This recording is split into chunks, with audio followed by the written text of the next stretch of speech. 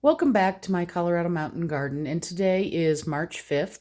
Hopefully this time tomorrow we'll be getting snow, so everybody keep their fingers crossed, pray to Mother Nature. Colorado is very dry right now, and we really need some relief here. So today I'm going to be planting spearmint, and it's the same whether you plant peppermint or spearmint. The process is the same, but before I go into that, I did want to mention a few things. I found an old bag of Miracle Grow outside, and if you're interested, I can do a video of me sifting that. It probably, maybe this weekend, but probably next week. So if you wouldn't mind, if that's something of interest, and I don't want to do anything that doesn't interest anybody, just put in the comments down below, yes, I'd like to see the sifting video, or yes, I'd like to see the Miracle Grow video. Whatever you want to put, that way I know. If I don't get any feedback on that, then I probably won't do it. But I just want to show you why you should try, as your budget allows, to use the best soil you can. Your plants are going to be much better off using a good soil product. More so, I would go cheaper, on the cheaper end of a fertilizer versus my soil. So, and it's just been experience. There's been times when I've had to use Miracle Grow, and, that's when I sift it. Now, I have an actual soil sifter, but you can put some of the hardware cloth over a frame, and the hardware cloth is that mesh, it's a wire mesh, and just sift out all that big stuff and yuck, and then you can put that in your compost pile and let it break down, but you don't want that in your small cells or anything like that. So again, if you want to see that, let me know. If not, I'll probably not do a video on that. And then again, quickly here, I wanted to talk about water. I am on a well, so I don't have to worry about chlorine or anything like that. But if you are on a municipal system, you do have to be very conscious of chlorine and fluoride and stuff like that.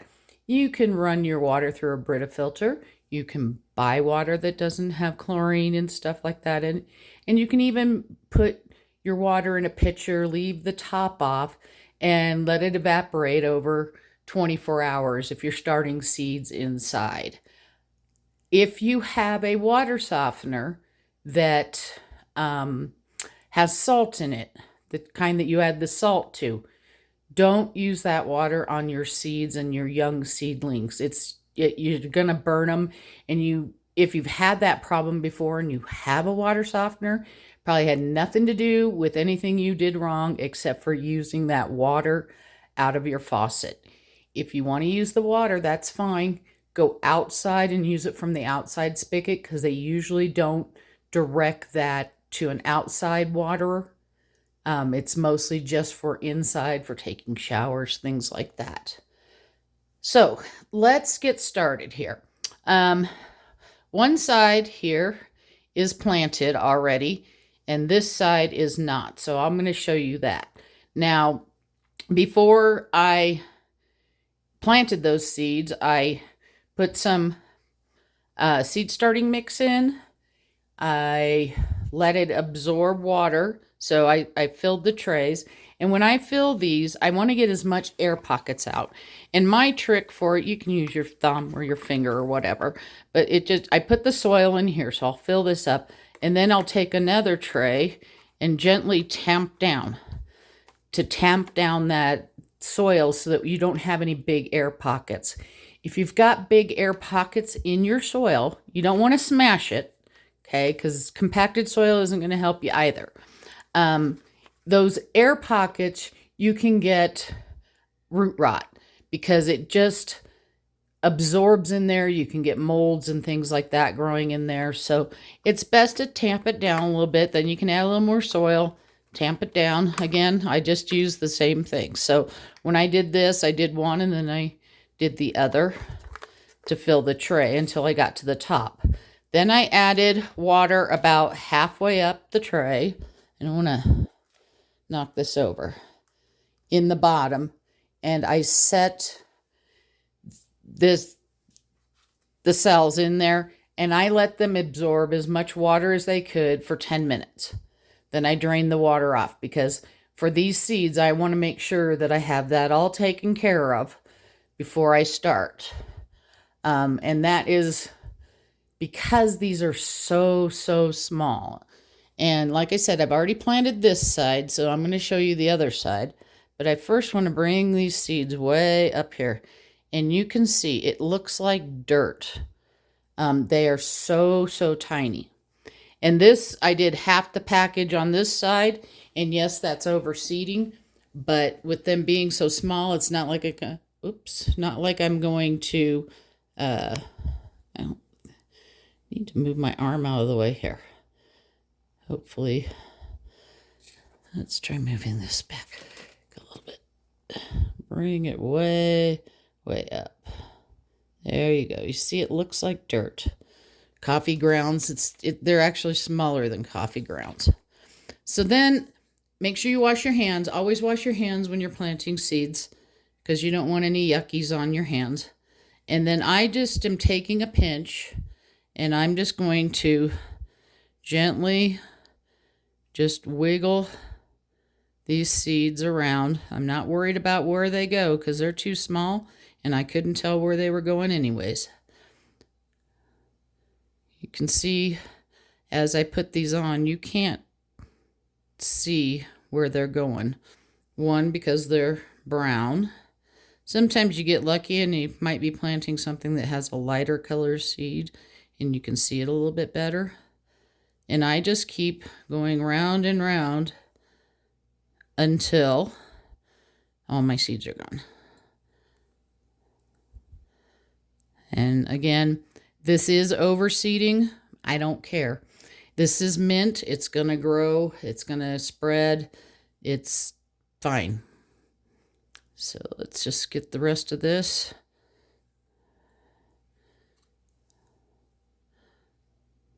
For luck, we'll put a little bit more over here. Not that it's going to matter.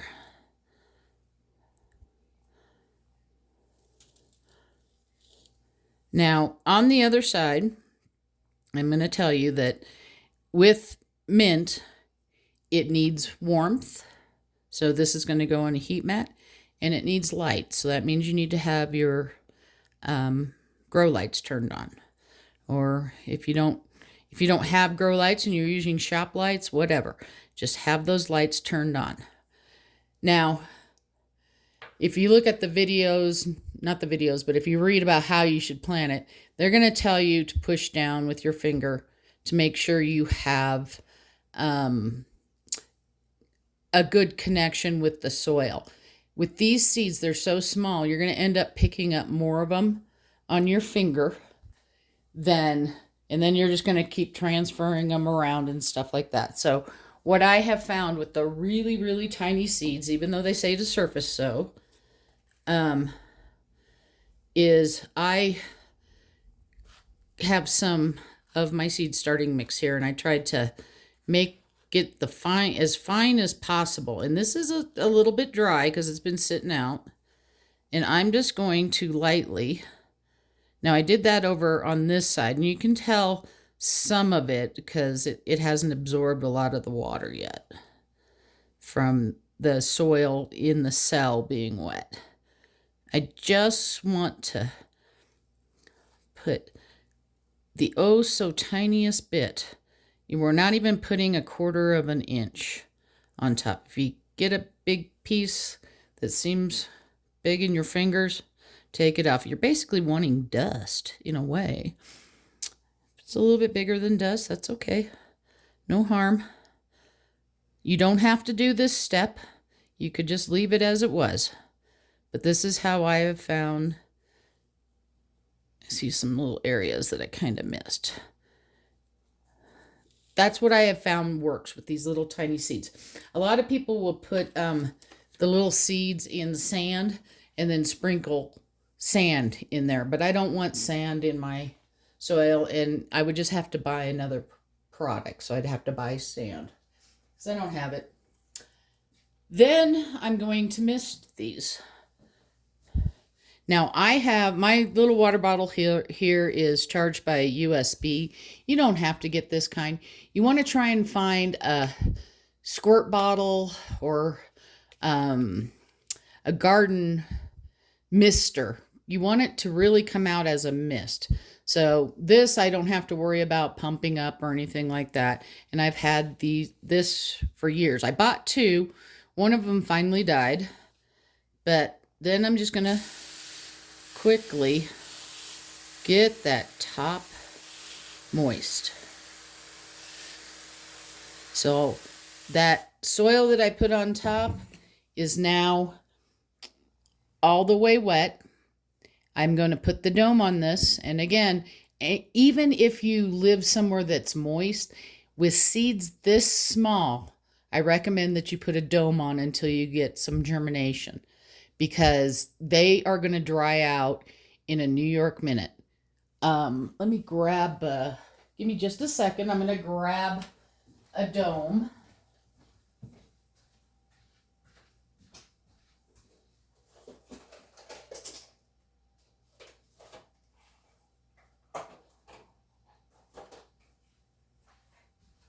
All right, I'm coming back. Yes, I know. I don't have an editor, so I can't edit that out. But again, I closed up all my holes, and I am going to put this dome on top. This is going to go in on my heat mats, and the light's going to be on. Now, this will get condensation up here, and I'll tap it down, but I will keep checking and make sure that the top of those seeds don't get dry. They shouldn't, because this is going to hold a lot of moisture. My soil, or I should say seed starting mix, was very wet. Wasn't soggy, but it had absorbed as much water as it could. But probably before, when I need to let the water soak up again, because I'll take out a tray and I'll fill it up about halfway again, set it back down easily so you don't push any soil up or spill the water. And then I'll let it absorb for 10 minutes. I will probably dampen the tops with my little squirt bottle here, and before I do that. And that's just to make sure I hold those seeds in place, especially if they haven't germinated. Now, mint can be picky. It just depends. If you have the right environment, usually you're going to see germination starting around 7 days, but it could take as long as 21. You don't have to sow your seeds in seed cells. If you wanted to put them in a larger pot, just make sure like the top inch or so is seed starting mix. And then you'll want to put something like a piece of saran wrap over the top to keep them moist. So then you don't have to up pot. It just depends on how much room you have, how close you are to being able to put your plants outside and things like that. Now, this one says 8 to 10 weeks before your last frost. Well, we can get a frost in July in Colorado, but they start growing pretty slow at first. So I'm not worried about whether I can keep these in under my grow lights until I can put them outside. I'll harden them off before I put them out there. They are pretty cold hardy. Mint is semi-drought tolerant. Even if things dry out, once it's established, you can cut it back if it dries out and then water it. But it does need to have water. It's not something that you're going to walk away from and not water for weeks and weeks and weeks, and you haven't had any rain. If you've had rain and stuff like that, it grows fine. Some people feel that mint is invasive, and it can be. I haven't had a lot of problems with it being invasive here in Colorado in the mountains, because most of my soil is decomposed granite. So if I just keep it cut back, it doesn't spread that much.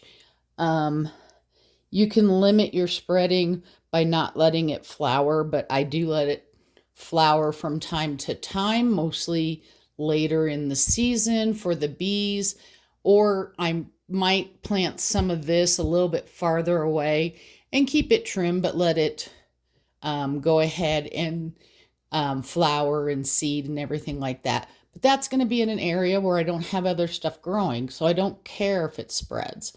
Um, if you put it near like your lawn, that's fine. Is it going to go into your lawn? It could. But if you're mowing your lawn and things like that, you don't have to worry about it that much.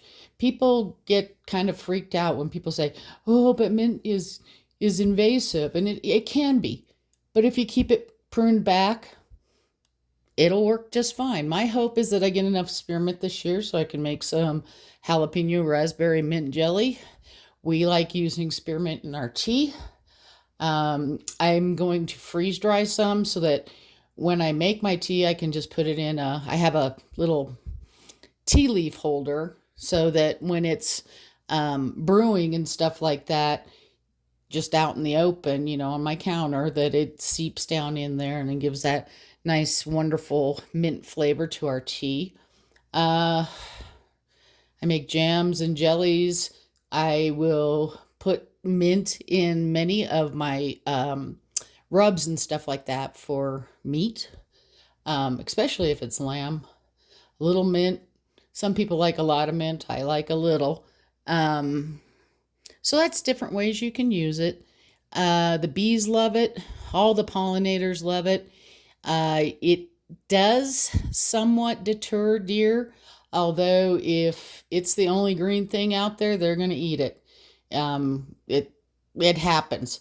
And if we have a drought year and all my mint happens to be green, I may have to put something around it, some deer netting or something like that, to keep them from eating it down all the way to the ground.